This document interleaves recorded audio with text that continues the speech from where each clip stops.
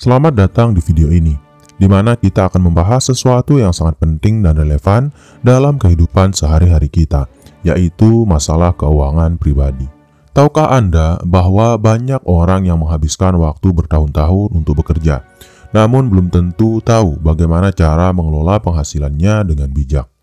Kita semua pasti ingin memiliki kestabilan finansial, mencapai kebutuhan finansial, dan bisa menikmati masa depan yang lebih tenang. Tetapi sayangnya, sekolah dan banyak institusi pendidikan tidak mengajarkan pelajaran penting ini dengan mendalam. Dalam video ini, saya akan membahas 20 pelajaran keuangan yang tidak diajarkan di sekolah, namun sangat penting untuk dipahami agar Anda bisa mengelola uang dengan lebih bijak.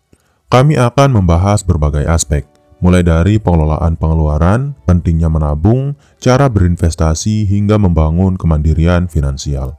Ini adalah pengetahuan yang bisa mengubah hidup Anda, meningkatkan kualitas hidup Anda, dan memberi Anda kontrol lebih terhadap masa depan keuangan Anda. Untuk memulai, mari kita lihat bagaimana banyak orang merasa kesulitan meskipun mereka sudah bekerja keras. Salah satu alasan utama adalah karena mereka tidak memiliki pengetahuan yang cukup tentang bagaimana uang bekerja. Tanpa pemahaman yang tepat, kita bisa dengan mudah terjebak dalam kebiasaan buruk yang bisa menghalangi pencapaian tujuan keuangan kita. Sebelum kita masuk ke dalam pembahasan yang lebih mendalam, penting untuk menyadari bahwa semua orang memiliki tujuan keuangan yang berbeda. Ada yang ingin membeli rumah, ada yang ingin membangun dana pensiun, atau bahkan ada yang ingin memulai berinvestasi untuk menambah penghasilan. Terlepas dari tujuan Anda, pemahaman dasar tentang keuangan pribadi adalah fondasi yang akan membantu Anda membuat keputusan yang lebih baik dalam mencapai tujuan tersebut. Dengan memahami pelajaran-pelajaran ini, Anda akan bisa membuat keputusan finansial yang lebih cerdas dan strategis.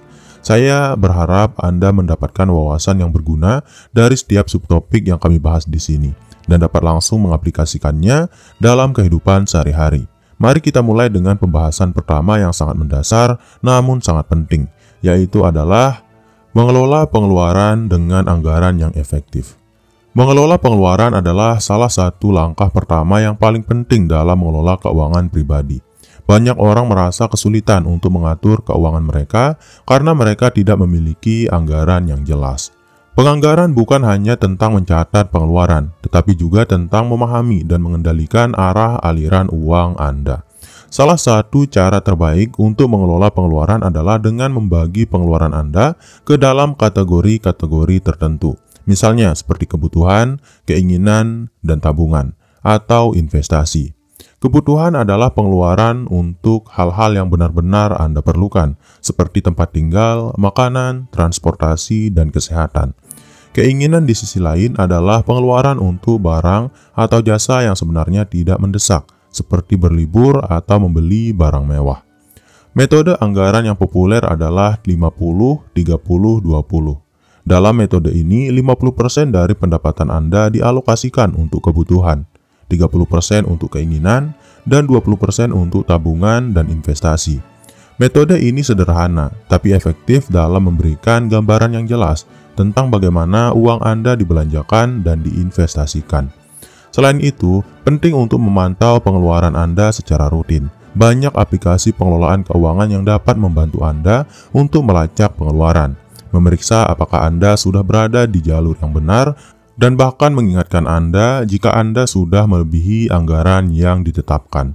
Dengan cara ini, Anda bisa mengetahui kebiasaan belanja Anda dan mengidentifikasi area di mana Anda bisa berhemat. Dengan memiliki anggaran yang jelas, Anda bisa menghindari pengeluaran yang tidak perlu dan fokus pada tujuan keuangan Anda.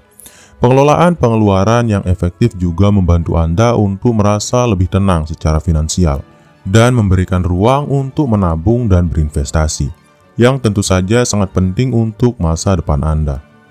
Kemudian, pelajaran keuangan yang tidak diajarkan di sekolah yang kedua adalah pentingnya menabung untuk masa depan. Menabung adalah salah satu kebiasaan yang paling mendasar dalam pengelolaan keuangan pribadi. Sayangnya, banyak orang yang tidak menabung dengan disiplin yang cukup, meskipun mereka tahu betapa pentingnya hal ini untuk keamanan finansial mereka. Mengapa menabung itu begitu penting? Menabung memberikan Anda perlindungan terhadap ketidakpastian finansial. Misalnya, jika terjadi kecelakaan, kehilangan pekerjaan, atau keadaan darurat lainnya. Dana yang telah Anda tabung akan memberikan Anda waktu untuk beradaptasi tanpa harus terjerumus ke dalam hutang. Dana darurat adalah salah satu bentuk tabungan yang paling mendesak untuk dimiliki. Selain dana darurat, tabungan juga membantu Anda mencapai tujuan finansial jangka panjang, seperti membeli rumah, membayar pendidikan, atau merencanakan pensiun. Setiap tujuan memerlukan perencanaan yang matang dan kesabaran. Menabung memungkinkan Anda untuk membangun cadangan uang yang akan memberi Anda kebebasan untuk meraih impian-impian tersebut tanpa bergantung pada hutang. Salah satu cara terbaik untuk menabung adalah dengan memanfaatkan prinsip pay yourself first. Dengan prinsip ini, Anda menyisihkan sebagian pendapatan Anda untuk tabungan atau investasi terlebih dahulu sebelum digunakan untuk pengeluaran lainnya. Ini memastikan bahwa tabungan Anda menjadi prioritas, bukan sisa-sisa yang Anda miliki setelah pengeluaran. Terakhir, penting untuk menabung secara konsisten. Meskipun jumlahnya kecil, menabung sedikit demi sedikit akan menghasilkan jumlah yang besar dalam jangka waktu yang panjang berkat efek bunga majemuk. Mulailah menabung dari sekarang, bahkan jika itu hanya sebagian kecil dari pendapatan Anda. Kemudian pelajaran keuangan yang tidak diajarkan di sekolah yang ketiga adalah memahami investasi dan instrumennya. Investasi adalah cara yang sangat efektif untuk mengembangkan kekayaan Anda dalam jangka panjang. Namun banyak orang yang ragu untuk berinvestasi karena mereka merasa takut dengan risiko atau tidak memahami instrumen investasi dengan baik.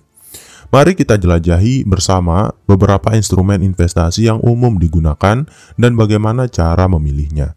Salah satu jenis investasi yang paling populer adalah saham. Saham adalah bagian dari kepemilikan suatu perusahaan dan pemilik saham memiliki hak atas bagian keuntungan perusahaan tersebut dalam bentuk dividen. Namun saham juga memiliki resiko karena harga saham bisa naik atau turun tergantung pada kondisi pasar dan kinerja perusahaan. Jika Anda ingin berinvestasi di saham, pastikan Anda melakukan riset yang matang dan memiliki pemahaman tentang resiko yang terlibat. Selain saham, ada juga instrumen investasi lain seperti obligasi, reksadana, dan properti. Obligasi adalah surat hutang yang diterbitkan oleh pemerintah atau perusahaan yang menawarkan pembayaran bunga tetap. Reksadana adalah wadah yang mengumpulkan dana dari berbagai investor untuk diinvestasikan dalam saham, obligasi, atau aset lainnya.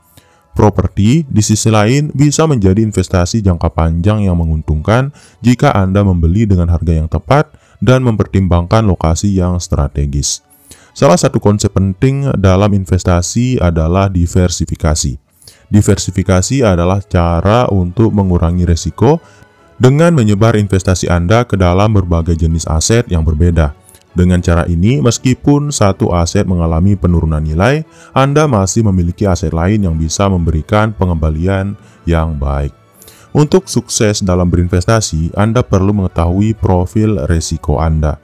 Jika Anda lebih suka investasi yang lebih aman, Anda bisa memilih obligasi atau reksadana pasar uang. Jika Anda lebih terbuka terhadap risiko, saham atau investasi alternatif lainnya bisa menjadi pilihan yang menarik. Ingat, berinvestasi bukan tentang mendapatkan keuntungan cepat, tetapi tentang merencanakan masa depan finansial yang stabil. Kemudian pelajaran keuangan yang tidak diajarkan di sekolah yang keempat adalah menghindari hutang yang tidak perlu. Hutang adalah salah satu masalah finansial yang bisa menghambat kebebasan finansial Anda. Sayangnya, banyak orang yang merasa sulit untuk menghindari hutang, terutama dengan kemudahan akses ke kartu kredit dan pinjaman. Namun, hutang yang tidak dikelola dengan bijak dapat membebani kehidupan Anda secara finansial dan emosional. Hutang tidak selalu buruk jika digunakan untuk hal-hal yang berpotensi memberikan keuntungan jangka panjang, seperti membeli rumah atau pendidikan. Namun, hutang konsumtif yang digunakan untuk membeli barang-barang yang tidak diperlukan bisa menjadi beban yang besar. Misalnya, menggunakan kartu kredit untuk membeli barang-barang elektronik terbaru dan pergi berlibur tanpa merencanakan dengan matang dapat memperburuk kondisi finansial Anda. Salah satu langkah pertama untuk menghindari hutang adalah dengan menciptakan anggaran yang realistis. Dengan anggaran yang jelas, Anda bisa melihat secara rinci pengeluaran apa yang bisa dikurangi atau dihindari. Selain itu, memiliki dana darurat yang cukup juga penting agar Anda tidak terpaksa menggunakan kartu kredit atau meminjam uang saat terjadi kejadian tak terduga. Jika Anda sudah terlanjur memiliki hutang, fokuskan diri untuk melunasinya secepat mungkin. Prioritaskan hutang dengan bunga tertinggi terlebih dahulu. Seperti hutang kartu kredit, metode pembayaran hutang yang populer adalah snowball method, di mana Anda fokus melunasi hutang terkecil terlebih dahulu untuk mendapatkan momentum dan kemudian beralih ke hutang yang lebih besar. Menghindari hutang juga berarti mengembangkan kebiasaan hidup hemat dan tidak boros. Hindari godaan untuk membeli barang-barang yang tidak Anda perlukan hanya untuk memenuhi keinginan sesaat. Belajarlah untuk menunda kepuasan demi kebebasan finansial yang lebih besar di masa depan. Kemudian pelajaran keuangan yang tidak diajarkan di sekolah. Yang kelima adalah membangun dana darurat yang cukup. Dana darurat adalah tabungan yang dirancang untuk menangani situasi yang tidak terduga, seperti kehilangan pekerjaan, kecelakaan, atau keadaan medis mendesak. Memiliki dana darurat yang cukup sangat penting agar Anda tidak harus bergantung pada utang atau mengambil uang dari investasi saat keadaan darurat datang. Idealnya, dana darurat Anda harus mencakup 3 hingga 6 bulan pengeluaran rutin. Hal ini memberikan Anda waktu untuk beradaptasi jika kehilangan sumber penghasilan atau menghadapi krisis lainnya. Dana ini harus mudah diakses, namun tidak boleh terlalu mudah tergoda untuk digunakan untuk kebutuhan lain yang tidak mendesak. Untuk membangun dana darurat, mulailah dengan menabung secara rutin, bahkan jika jumlahnya kecil. Banyak orang merasa sulit menabung karena mereka merasa penghasilannya tidak cukup besar. Namun jika Anda menyisihkan sedikit demi sedikit setiap bulan, dana darurat Anda akan tumbuh. Anda juga bisa memanfaatkan rekening tabungan dengan bunga tinggi agar dana darurat Anda tetap berkembang. Salah satu cara untuk menabung dana darurat adalah dengan membuat rekening tabungan terpisah. Dengan cara ini, Anda tidak akan terbujuk untuk menggunakan dana tersebut untuk pengeluaran sehari-hari. Hindari menaruh dana darurat Anda dalam investasi yang memiliki resiko tinggi atau sulit diakses, seperti saham atau properti.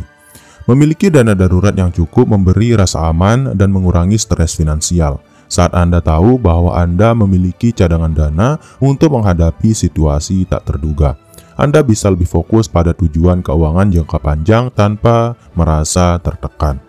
Kemudian pelajaran keuangan yang tidak diajarkan di sekolah yang keenam adalah menyusun rencana pensiun yang tepat. Pensiun adalah masa di mana Anda tidak lagi bekerja dan harus bergantung pada tabungan dan investasi yang telah Anda buat selama bertahun-tahun. Oleh karena itu, merencanakan pensiun sejak dini sangat penting agar Anda bisa menikmati masa pensiun dengan tenang tanpa khawatir tentang uang. Rencana pensiun dimulai dengan menghitung berapa banyak uang yang Anda butuhkan untuk mempertahankan gaya hidup Anda setelah pensiun. Biaya hidup, inflasi, dan kebutuhan pribadi lainnya adalah beberapa faktor yang perlu dipertimbangkan dalam perencanaan ini. Misalnya, jika Anda ingin menikmati pensiun yang aktif, Anda perlu menyesuaikan pengeluaran yang akan datang dengan tujuan tersebut. Salah satu cara yang populer untuk mempersiapkan pensiun adalah dengan memanfaatkan program pensiun yang ditawarkan oleh perusahaan atau pemerintah. Di banyak negara, ada program pensiun yang secara otomatis menyisihkan sebagian penghasilan Anda untuk dana pensiun. Namun, Anda juga perlu menabung di luar program pensiun tersebut agar lebih aman. Penting untuk memulai menabung pensiun sesegera mungkin. Semakin cepat Anda memulai, semakin besar dana yang akan terkumpul berkat bunga majemuk. Jangan menunda-nunda menabung untuk pensiun hanya karena masih merasa muda. Waktu adalah aset terbesar Anda dalam merencanakan pensiun yang sukses. Anda juga perlu memilih instrumen investasi yang tepat untuk pensiun. Jika Anda berusia muda, Anda mungkin bisa mengambil risiko lebih tinggi dengan berinvestasi di saham atau reksadana. Namun seiring bertambahnya usia, Anda bisa beralih ke instrumen yang lebih aman seperti obligasi atau reksadana pasar uang. Kemudian pelajaran keuangan yang tidak diajarkan di sekolah yang ketujuh adalah mengatur gaya hidup agar sesuai dengan penghasilan. Mengatur gaya hidup agar sesuai dengan penghasilan adalah kunci untuk hidup tanpa stres finansial. Terkadang kita terjebak dalam jebakan konsumtif dan berusaha mengikuti standar sosial yang ada, sehingga kita menghabiskan lebih banyak uang daripada yang kita hasilkan. Salah satu cara untuk mengukur gaya hidup adalah dengan mengetahui dan memprioritaskan kebutuhan dasar Anda.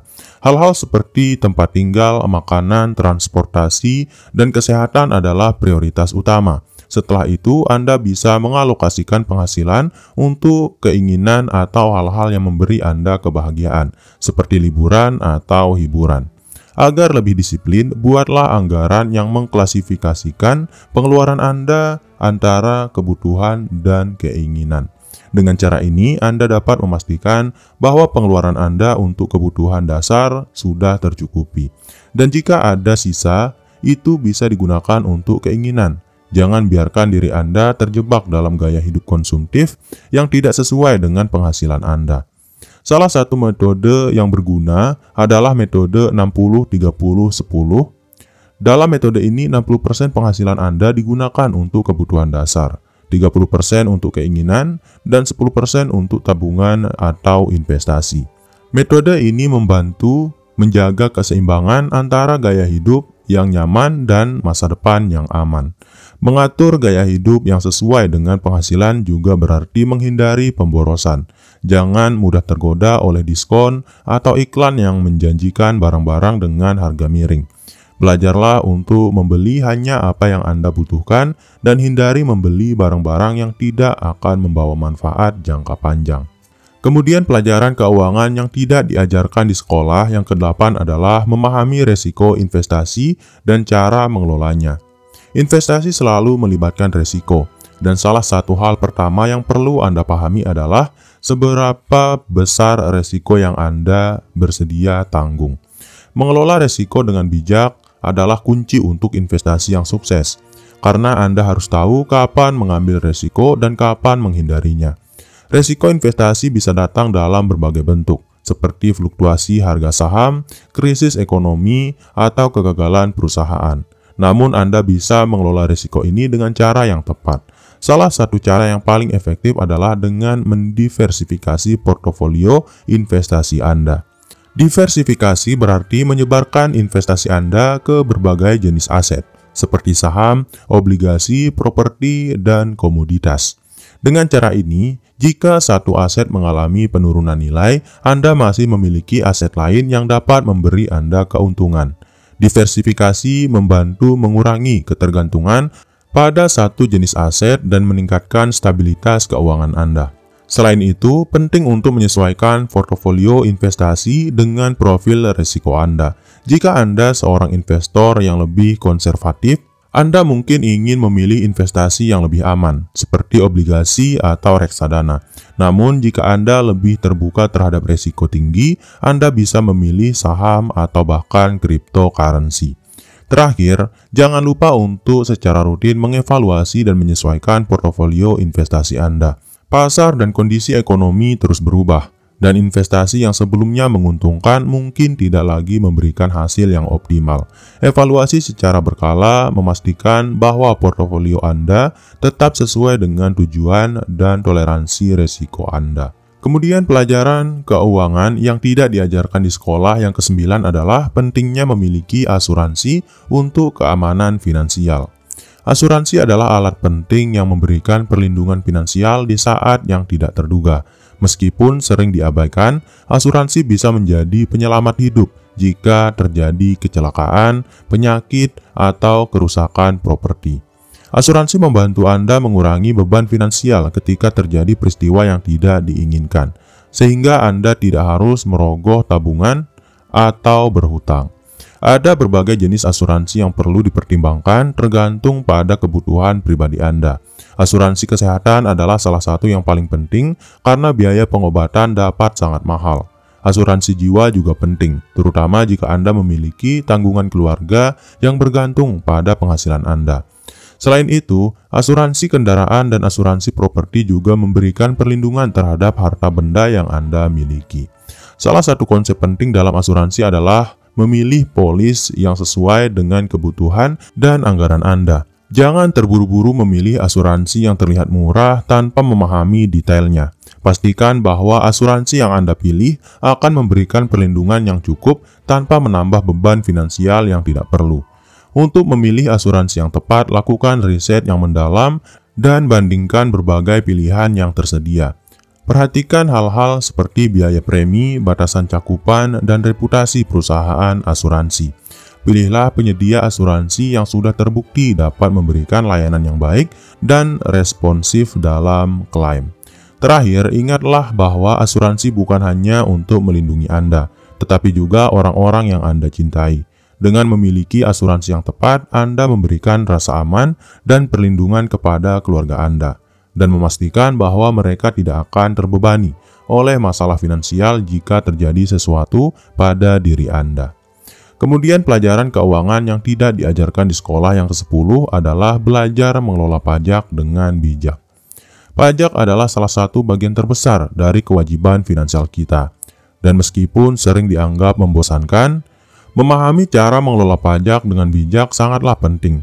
Dengan perencanaan pajak yang tepat, Anda bisa mengurangi beban pajak yang perlu dibayar dan meningkatkan efisiensi keuangan Anda. Salah satu cara untuk mengelola pajak adalah dengan memanfaatkan potongan atau pengurangan pajak yang tersedia.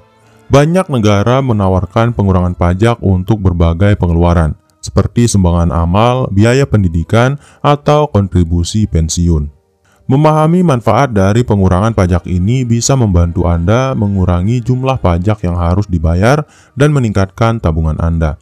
Selain itu, penting untuk memahami cara menghitung pajak yang harus dibayar. Banyak orang tidak sadar bahwa pengeluaran pajak yang buruk bisa menyebabkan mereka membayar lebih dari yang seharusnya. Untuk itu, Anda perlu memiliki pemahaman yang cukup tentang tarif pajak, kelas pajak, dan aturan-aturan yang berlaku di negara kita, Indonesia. Bagi pebisnis atau individu yang memiliki banyak sumber pendapatan, bekerja dengan seorang akuntan atau penasihat pajak bisa menjadi langkah yang bijak. Mereka dapat membantu Anda merencanakan pajak secara lebih efektif, menghindari kesalahan dalam penghitungan pajak, dan memastikan bahwa Anda mematuhi semua kewajiban pajak tanpa membayar lebih. Mengelola pajak dengan bijak juga berarti memanfaatkan investasi yang menguntungkan dari sisi pajak, seperti rekening pensiun atau investasi properti yang dapat mengurangi pajak penghasilan Anda. Dengan perencanaan pajak yang tepat, Anda bisa meningkatkan efisiensi keuangan dan mempercepat pencapaian tujuan finansial Anda. Kemudian pelajaran keuangan yang tidak diajarkan di sekolah yang ke-11 adalah memahami bunga majemuk dalam tabungan dan investasi. Bunga majemuk adalah konsep yang sangat penting dalam dunia keuangan, karena ini adalah salah satu cara terbaik untuk menumbuhkan kekayaan Anda dalam jangka waktu yang panjang. Bunga majemuk terjadi ketika bunga yang diperoleh dari investasi atau tabungan dihitung tidak hanya dari jumlah pokok, tetapi juga dari bunga yang telah diperoleh sebelumnya. Konsep ini bisa sangat menguntungkan jika Anda memulai investasi lebih awal. Misalnya, jika Anda menabung atau berinvestasi dalam instrumen yang menghasilkan bunga majemuk, bunga yang diperoleh akan terus berkembang dan semakin besar seiring berjalannya waktu. Ini adalah alasan mengapa semakin cepat Anda mulai menabung atau berinvestasi, semakin besar jumlah uang yang akan Anda kumpulkan di masa depan. Bunga majemuk juga bekerja pada investasi jangka panjang. Jika Anda memilih investasi yang memberikan pengembalian yang baik, seperti saham atau reksadana, keuntungan yang Anda dapatkan akan terus bertambah seiring waktu, bahkan jika Anda tidak menambah investasi Anda. Inilah yang membuat berinvestasi di usia muda sangat menguntungkan. Salah satu contoh dari bunga majemuk adalah jika Anda menabung di rekening tabungan dengan bunga 5% per tahun. Pada tahun pertama, Anda akan mendapatkan bunga 5% dari jumlah uang yang Anda tabung.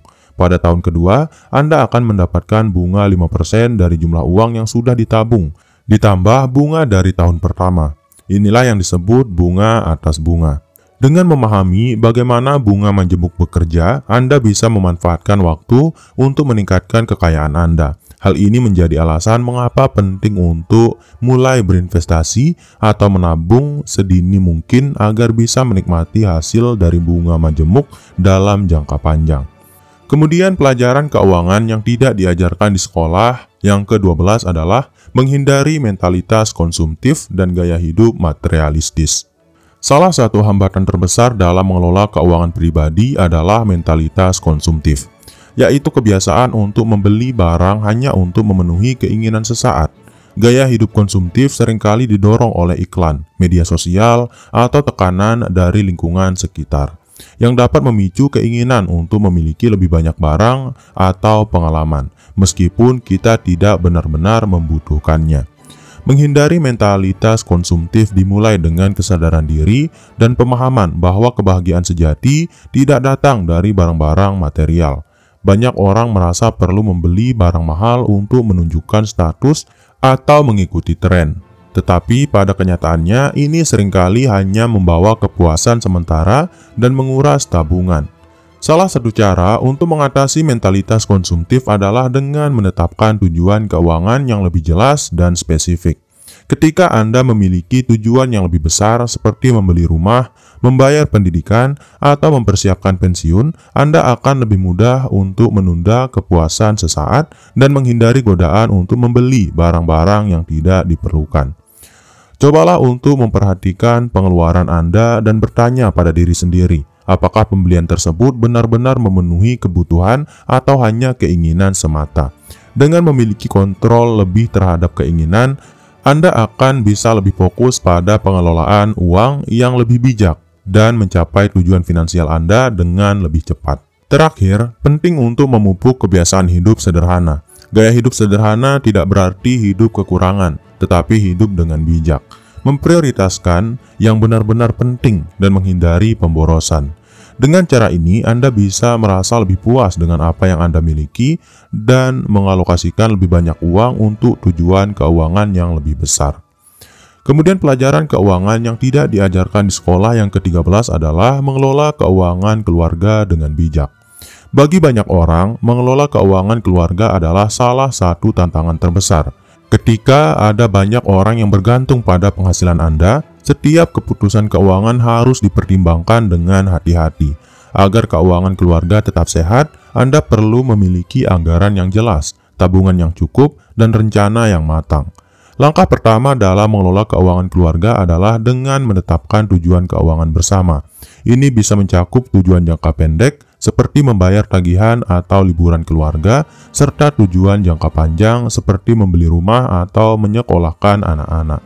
Dengan memiliki tujuan yang jelas, Anda bisa bekerja bersama sebagai tim untuk mencapainya. Salah satu hal yang perlu diperhatikan adalah pembagian tanggung jawab keuangan. Biasanya pasangan akan memiliki peran yang berbeda dalam pengelolaan uang. Salah satunya bisa bertanggung jawab untuk menabung dan berinvestasi, sementara yang lain fokus pada pengeluaran sehari-hari.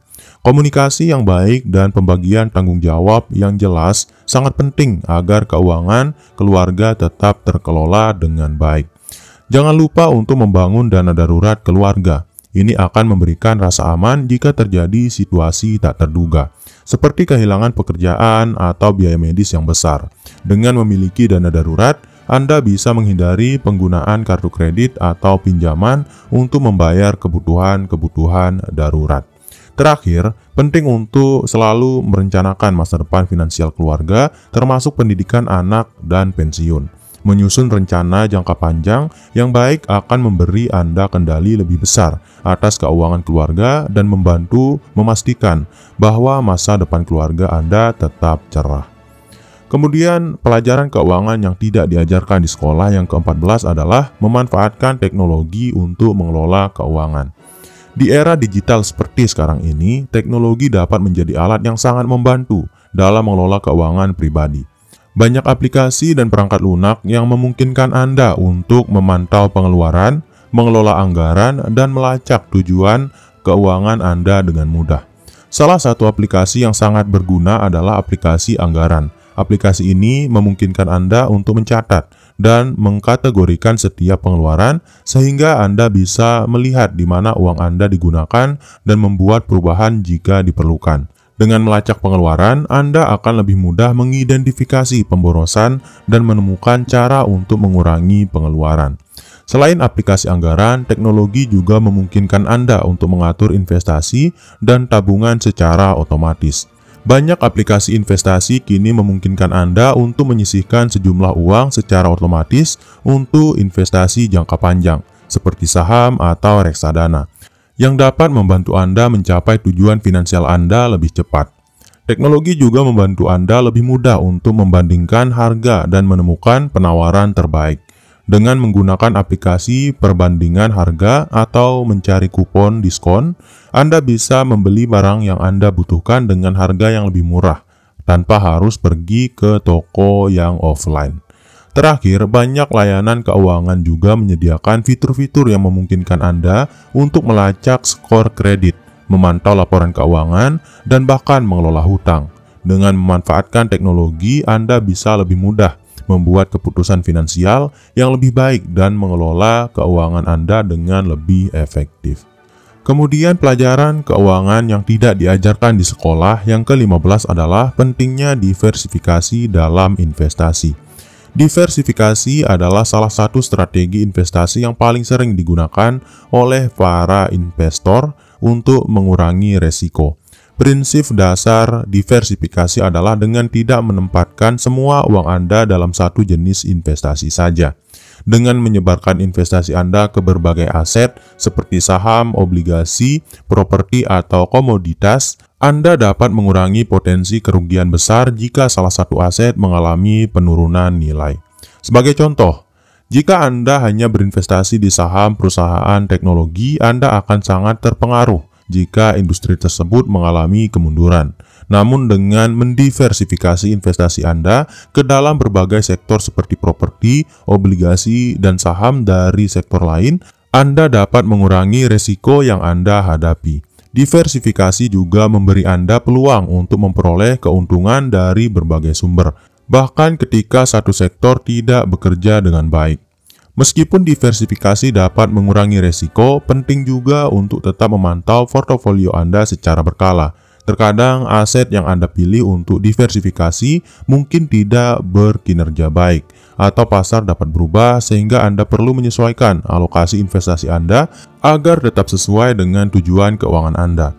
Salah satu bentuk diversifikasi yang bisa dilakukan adalah dengan berinvestasi dalam reksadana atau ETF. Exchange Traded Fund.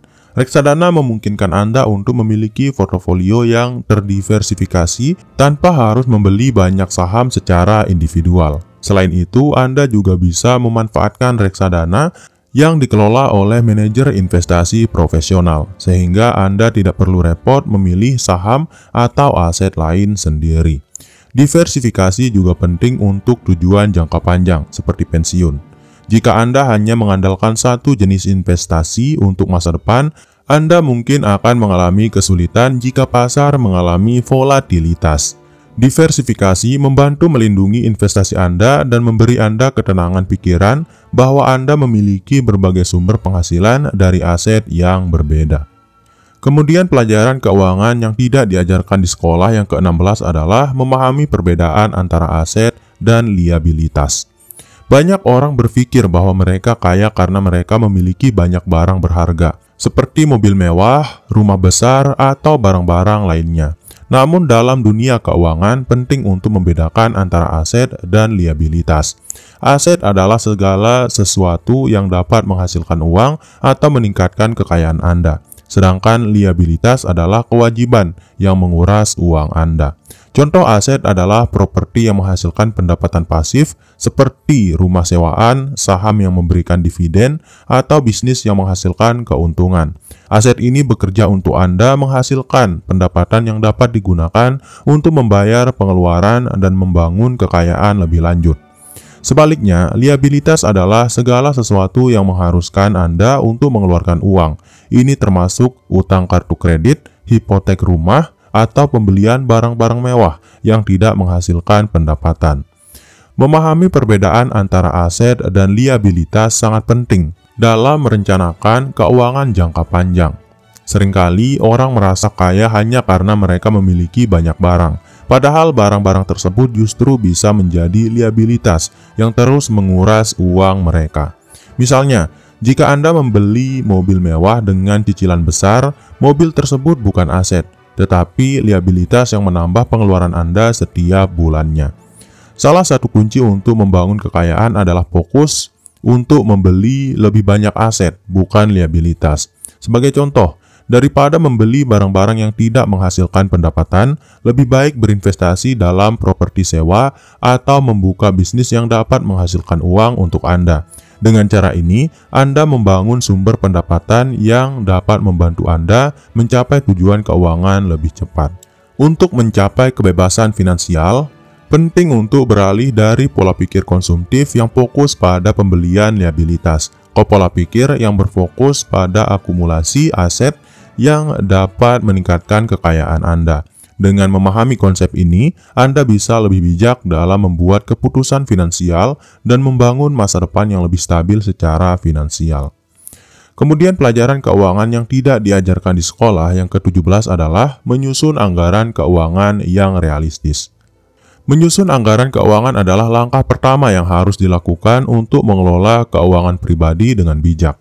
Anggaran membantu Anda memahami di mana uang Anda pergi dan memberikan gambaran jelas tentang apa yang perlu diprioritaskan. Dengan anggaran, Anda dapat menentukan batasan pengeluaran, mengalokasikan uang untuk tabungan dan investasi, serta menghindari pemborosan. Langkah pertama dalam menyusun anggaran adalah mencatat semua sumber pendapatan yang Anda terima. Ini bisa mencakup gaji, pendapatan sampingan, dan sumber pendapatan lainnya. Setelah itu, Anda perlu menghitung semua pengeluaran bulanan, termasuk kebutuhan dasar seperti makanan, transportasi, tagihan rumah, dan asuransi. Jangan lupa untuk memasukkan pengeluaran yang lebih tidak terduga seperti biaya perawatan kendaraan atau biaya kesehatan. Setelah mencatat pengeluaran, tentukan prioritas. Sebagian besar orang akan menemukan bahwa ada pengeluaran yang bisa dikurangi atau bahkan dihilangkan sama sekali. Misalnya Anda mungkin bisa mengurangi pengeluaran untuk makan di luar atau membeli barang-barang yang tidak terlalu dibutuhkan.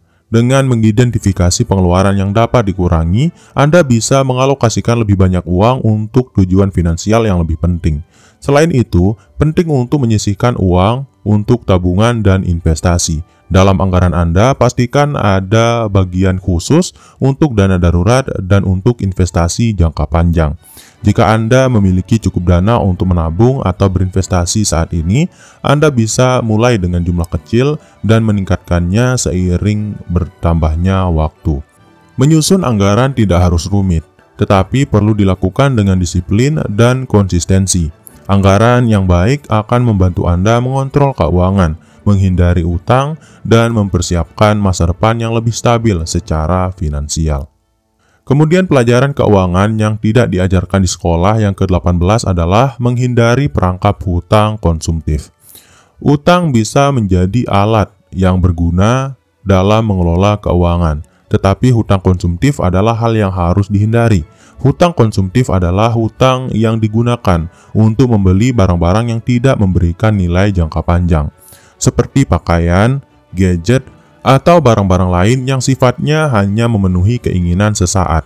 Hutang ini seringkali mengarah pada siklus pinjaman yang tidak berakhir, yang hanya akan menambah beban finansial Anda. Salah satu bentuk hutang konsumtif yang paling umum adalah penggunaan kartu kredit untuk membeli barang-barang yang tidak mendesak. Ketika Anda membeli sesuatu dengan kartu kredit, Anda sebenarnya membeli waktu untuk membayar barang tersebut. Namun, bunga yang dikenakan pada saldo kartu kredit bisa sangat tinggi, yang berarti Anda akan membayar lebih banyak dari harga asli barang yang Anda beli. Untuk menghindari perangkap hutang konsumtif, penting untuk memiliki disiplin dalam pengeluaran. Sebelum membuat pembelian, pertanyakan apakah barang tersebut benar-benar dibutuhkan atau hanya keinginan sementara. Jika jawabannya adalah keinginan, cobalah untuk menunda pembelian dan beri diri Anda waktu untuk berpikir kembali. Salah satu cara untuk menghindari hutang konsumtif adalah dengan memanfaatkan uang tunai dan menghindari penggunaan kartu kredit untuk pengeluaran non-darurat. Jika Anda merasa kesulitan untuk menahan keinginan membeli barang-barang yang tidak perlu, buatlah anggaran yang ketat dan patuhi batasan yang telah Anda tetapkan. Terakhir, penting untuk memahami bahwa hutang konsumtif tidak hanya menguras uang Anda, tetapi juga menghalangi Anda untuk mencapai tujuan finansial yang lebih besar, seperti menabung untuk pensiun atau membeli rumah. Dengan menghindari utang konsumtif dan mengelola keuangan dengan bijak, Anda akan lebih mudah mencapai kebebasan finansial di masa depan. Kemudian pelajaran keuangan yang tidak diajarkan di sekolah yang ke-19 adalah keuntungan menjadi seorang investor sejak dini.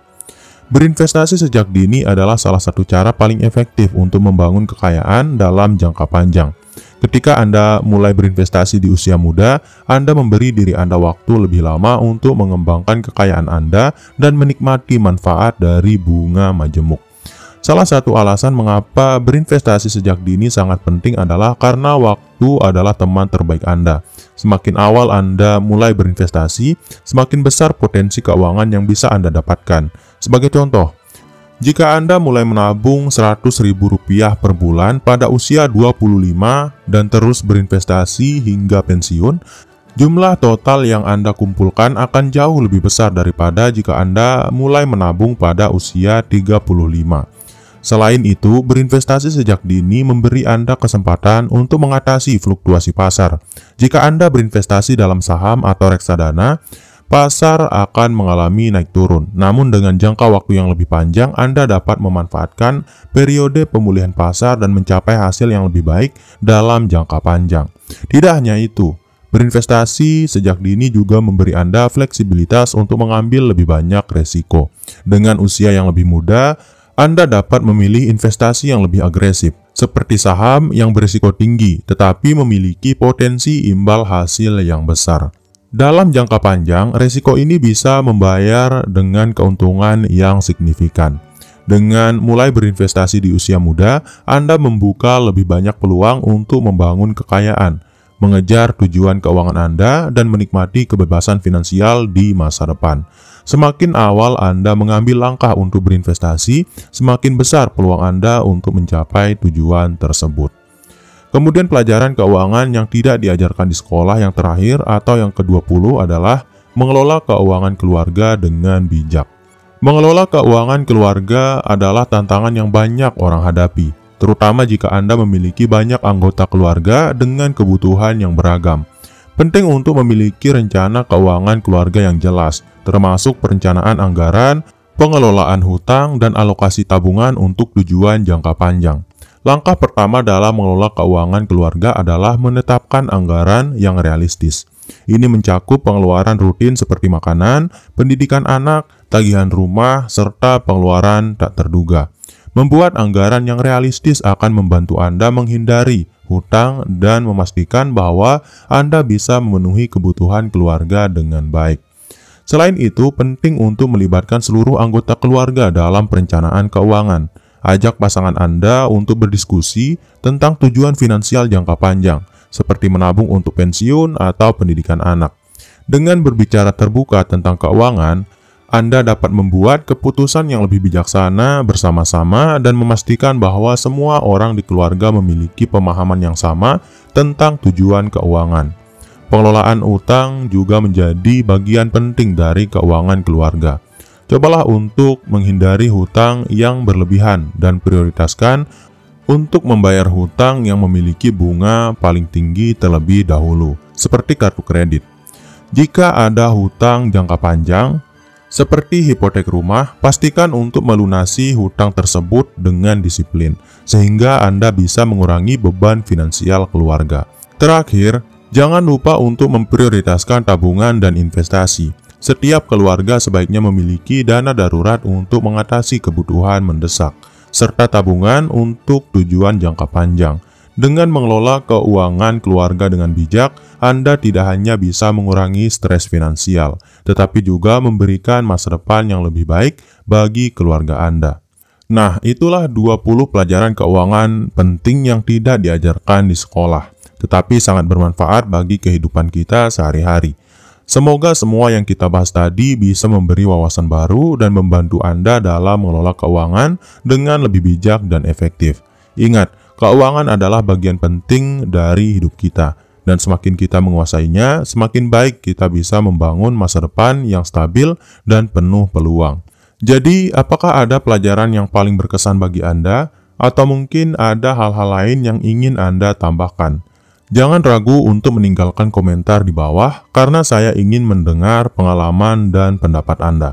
Terima kasih banyak sudah menonton hingga akhir, dan jangan lupa untuk like, subscribe, dan nyalakan lonceng notifikasi agar Anda tidak ketinggalan konten-konten bermanfaat berikutnya. Sampai jumpa di video berikutnya dan teruslah belajar serta mengembangkan diri untuk mencapai kebebasan finansial yang Anda impikan. Semangat terus dan selamat mengelola keuangan.